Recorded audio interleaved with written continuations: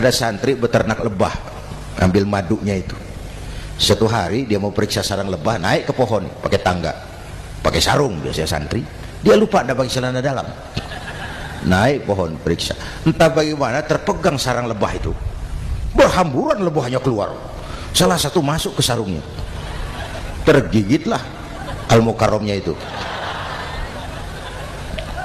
Dia menjerit, aduh, jatuh berguling ke bawah.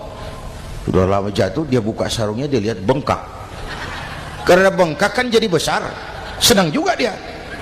Dia berdoa, ya Allah, hilangkan sakitnya, biarlah bengkaknya. Ini doa orang nggak konsekuen. Orang bengkak dan sakit itu paket. Mau bengkak ya harus berani sakit. Masa sakitnya bengkaknya mau, sakitnya nggak mau. Itu satu itu. Yang kedua, kita ini sering kalau punya cita-cita sering seperti rapat tikus.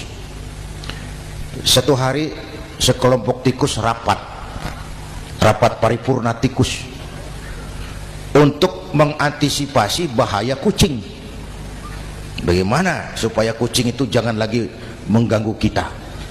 Akhirnya ada yang mengusulkan begini, bagaimana kalau di leher kucing kita gantungkan lonceng, supaya kalau dia datang dari jauh suaranya sudah kedengaran dan kita bisa lari menyelamatkan diri. Wah, cerdas ya. Setuju semua. Setuju. Bagus. Nah, waktu pembicaraan dilanjutkan, tikus mana yang mau menggantungkan lonceng ke leher kucing? Rapat bubar. Setuju, akur. Iya. Waktu kerja selesai. Bapak Ibu hadirin yang saya hormati, terutama anak-anak saya, para santri, remaja, pemuda. Hidup ini persaingan. Bapakmu tamat SD nak, kau sarjana. Bapakmu cuma jadi RT nak, kau camat. Bapakmu tukang tabal ban, kau harus punya pabrik ban.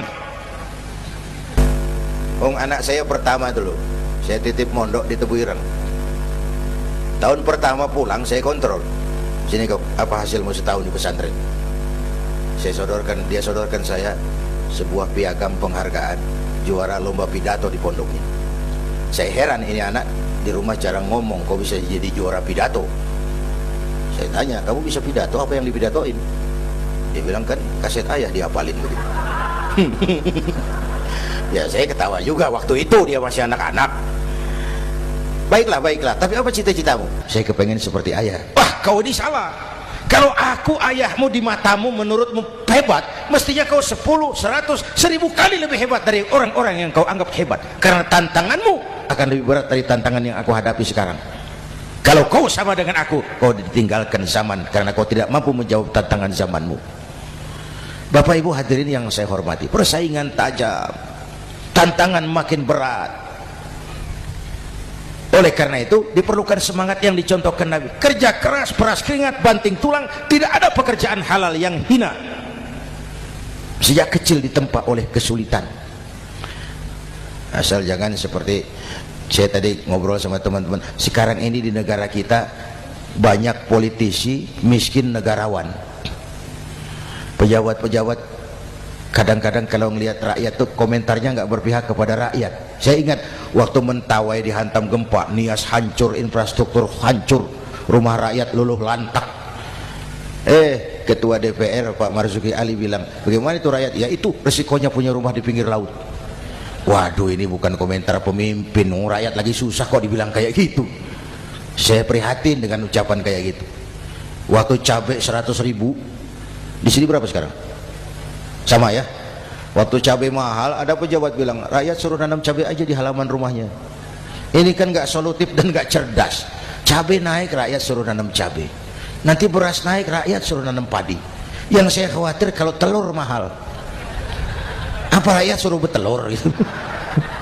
Ini kan nggak cerdas dan nggak solutif. Bapak Ibu hadirin yang saya hormati, apalagi tadi sudah saya bilang di awal, kita ini bangsa yang ditempa oleh kesulitan. Mau merdeka saja dengan keringat, air mata, darah dan nyawa. Kita tidak boleh cengeng menghadapi kesulitan ini. Tegar, tahan uji, tahan banting, dan seterusnya. Itu hal yang kedua. Yang ketiga, terakhir, Rasulullah itu sosok yang ibadahnya luar biasa. Tadi sudah saya jelaskan sebagian. Ibadahnya luar biasa. Ayo kita bantu keamanan negeri kita ini. Dengan apa? Istighfar. Wa ma kana Allahu mu'adzibahum wa hum yastaghfirun. Allah tidak akan turunkan bencana selagi di tengah mereka masih banyak orang-orang yang istighfar. Rasulullah yang dosanya sudah diampuni sehari 100 kali istighfar. Ayo kita ngobrol ini.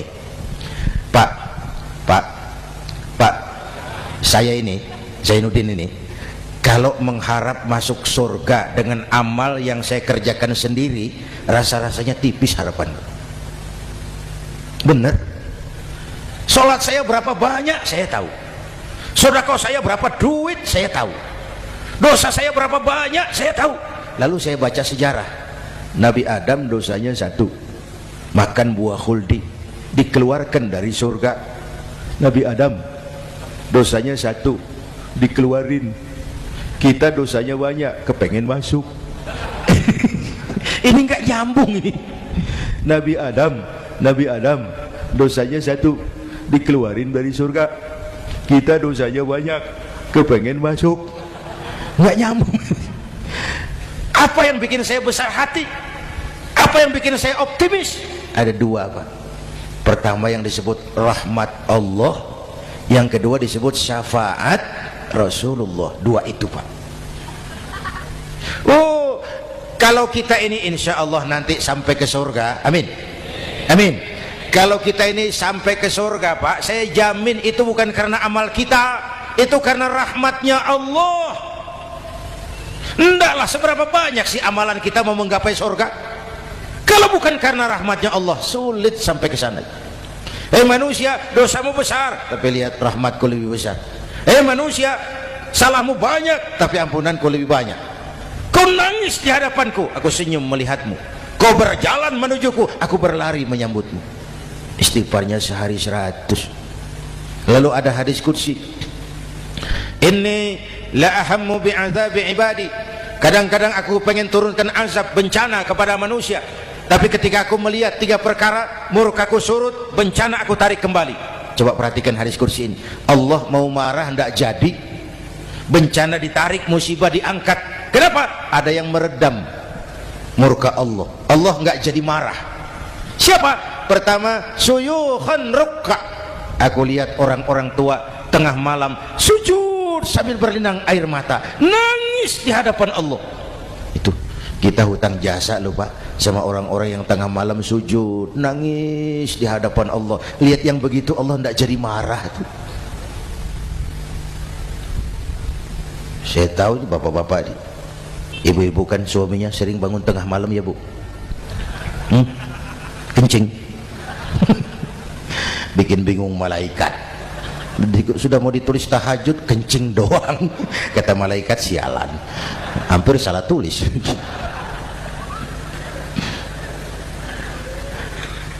Aku lihat orang tua tengah malam sujud sambil berlinang air mata. Lalu aku lihat bayi-bayi tanpa dosa masih menyusu, sibyanan rudda. Bayi-bayi tanpa dosa masih menyusu, suci bersih, belum ternoda.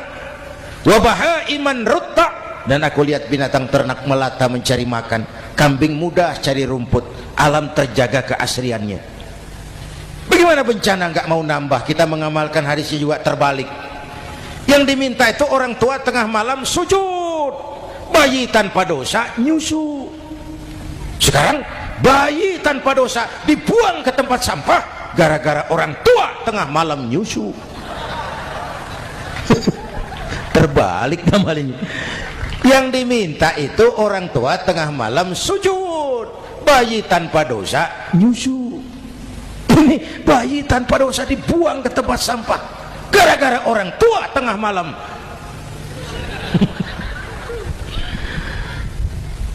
Bapak Ibu hadirin yang saya hormati, rahmat Allah kita perlu.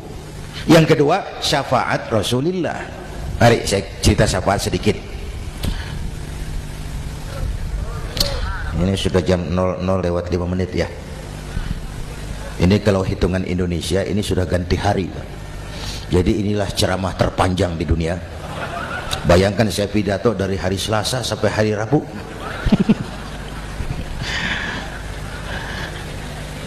syafaat. Agak saya singkat ceritanya. Nanti itu Pak, setelah alam ini hancur sehancur-hancurnya, bumi gempa, gunung meletus, air laut tumpah ke darat, halilintar menyambar, planet-planet bertabrakan, semua yang hidup mati bareng tanpa persiapan, termasuk malaikat. Malaikat mati, yang tinggal cuma Allah sendirian. Yang lain hancur semua, tinggal Allah sendirian. Allah patroli berseru-seru, limanil mulkul yaum, ahai, siapa penguasa hari ini? Mana Fir'aun yang ngaku Tuhan, nongol kalau memang Tuhan. Mana Abrahat, mana Namrus, mana itu Benito Mussolini, mana itu Adolf Hitler, mana itu Hosni Mubarak?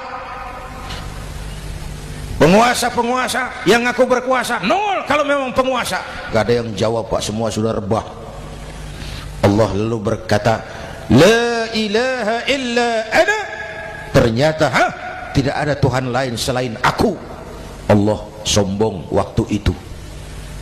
Kalau Allah sombong itu pantas. Orang hadis qudsi mengajarkan al-kibriya'u libasi. Sombong itu pakaianku, kata Allah. Cuma aku yang pantas pakai. Kamu manusia nggak pantas pakai pakaianku, kebesaran. Pakaian Allah mau dipakai, sombong itu pakaian Allah, cuma Allah yang pantas pakai. Nanti itu yang pertama dihidupkan bukan kita, malaikat dihidupkan lebih dulu. Diupan pertama, malaikat hidup semua, diatur panitia akhirat. Yang nyambut tamu siapa, yang pimpin marawis siapa. Malik siap, sediakan neraka. Aku mau bakar itu bajingan tengik yang waktu di dunia nggak mau sujud, jauh dari ulama, tinggal di masyarakat jadi biang kerok, sama yatim kejam. Sediakan neraka. Baik. Ridwan, iya, sediakan surga. Aku mau balas hamba-hambaku yang waktu di dunia rajin sujud, dekat dan cinta kepada ulama, santun kepada yatim, suka menolong orang yang memerlukan pertolongan. Baik. Jibril, Mikail, iya, ke surga. Untuk apa ya Rabb? Ambil kendaraan bernama Buraq, turun ke alam, cari di mana kubur kekasihku Muhammad, bangunkan dari kuburnya, bawa ke surga. Turun Jibril dan Mikail, cari kubur Nabi. Wong alam sudah hancur-hancuran, jangan cari kuburan, cari bangkalan aja nggak ketemu. Bingung dua-dua. Jibril, sebelah mana kubur Nabi? Nggak tahu Mikail. Lalu dua-duanya sujud mohon pertolongan Allah. Dengan izin Allah terbuka kubur Nabi. Allahumma sholli alaihi wa ala alihi. Bangun dari tidur seperti orang bangun dari kubur seperti orang bangun tidur, Nabi mengusap mata, menoleh ke kanan Jibril, menoleh ke kiri Mikail, lalu tanya, ayu yaumin hadza ya Jibril, ini hari apa Jibril, ini hari apa? Hadza ma wa'ada ar-Rahman, ini hari yang dijanjikan Allah Muhammad, ini kiamat. Kiamat Jibril, kiamat. Jibril, kalau memang ini hari kiamat, aina ummati, umat saya mana Jibril, umat saya mana? Allah Karim, belum pernah saya lihat di dunia ada satu pemimpin yang begini besar cintanya kepada umatnya seperti baginda Rasul. Dari dunia sampai akhirat beliau cinta kita, dari dunia sampai akhirat beliau bela kita. Bangun dari kubur, tahu hari sudah kiamat, yang pertama ditanya, aina ummati, umat saya mana Jibril? Kita yang ditanya. Kalau saya yang pertama dibangkitkan dari kubur, lain pertanyaannya. Ini hari apa Jibril? Kiamat Zainuddin. Oh, bini saya mana Jibril? Nabi enggak tanya Khadijah wala Fatimah wala Aisyah, aina ummati, umat saya mana Jibril? Umatmu? Iya, kau manusia pertama yang dibangunkan dari kubur. Yang lain masih dikubur. Oh. Lalu kita ke surga Muhammad. Perintah Allah, perintah Allah. Sampai di surga seperti orang tidak betah Nabi itu, resah, gelisah, mondar-mandir, mukanya murung. Yang punya surga kan negur, Muhammad, labbaik ya Rabb. Tidak enak di surga ya? Enak. Kok kamu seperti orang nggak kerasan gitu, resah, gelisah? Kenapa? Saya teringat umat saya ya Allah. Umat saya bagaimana nasibnya? Iya, saya sudah enak di DPR. Salah. saya sudah enak di surga, gaji cukup, kursi empuk, dapat mobil dinas. Nah, umat saya yang waktu kampanye kepanasan itu gimana nasibnya?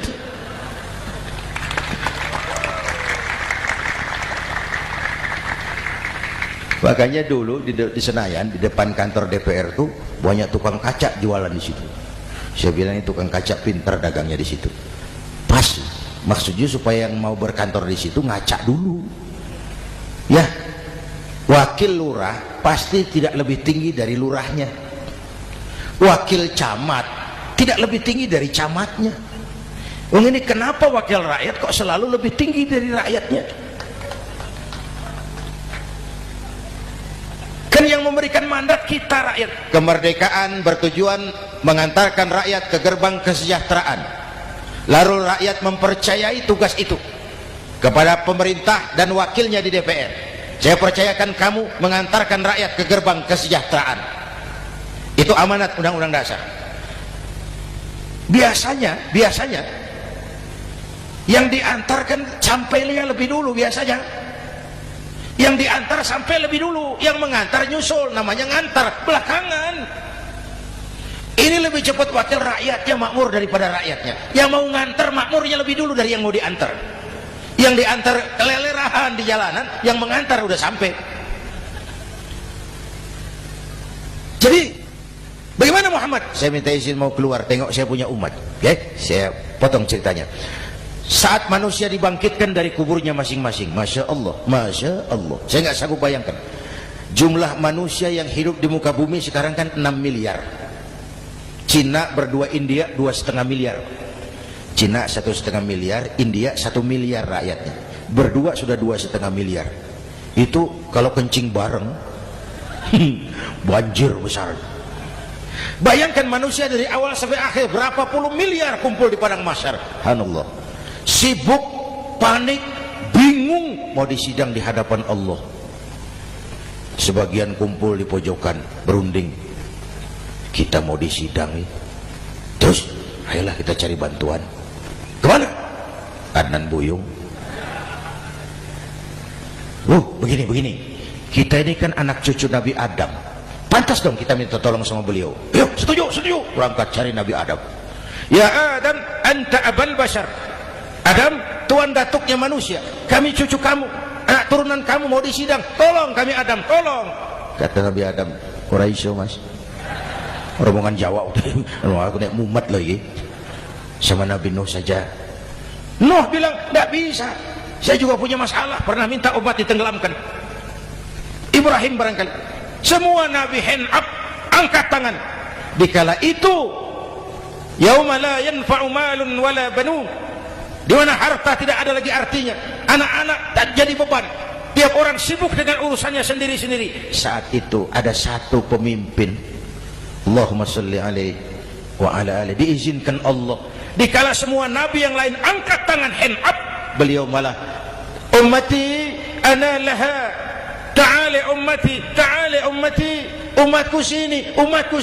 Beliau memanggil umatnya.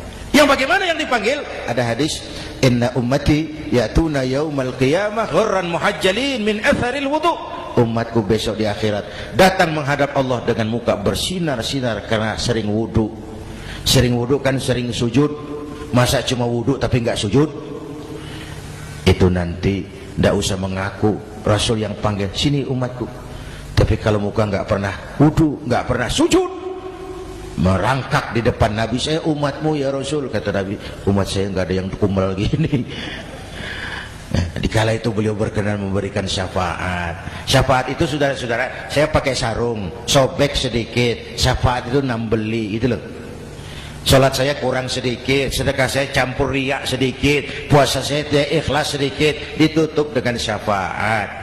Saya mau dagang, perlu modal 20 juta, saya punya uang 15 juta, yang 5 juta syafaat.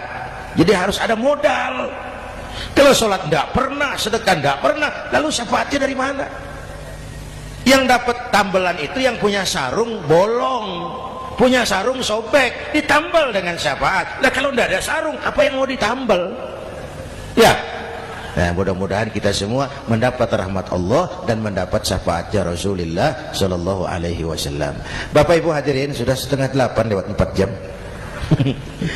Saya pun kangen, tapi hari sudah larut. Insya Allah lain kesempatan kita jumpa lagi. Terima kasih kepada Al-Mukarramun, para ulama, para habaib, pengasuh pesantren Raudhatul Muta'allimin Al-Aziziyah, dan semua yang hadir. Mudah-mudahan yang saya sampaikan ada manfaatnya. Usikum wa iyaya bitaqwallah. Aqulu qawli hadza fa astaghfirullahal azim li wa lakum. Wassalamu alaikum warahmatullahi wabarakatuh.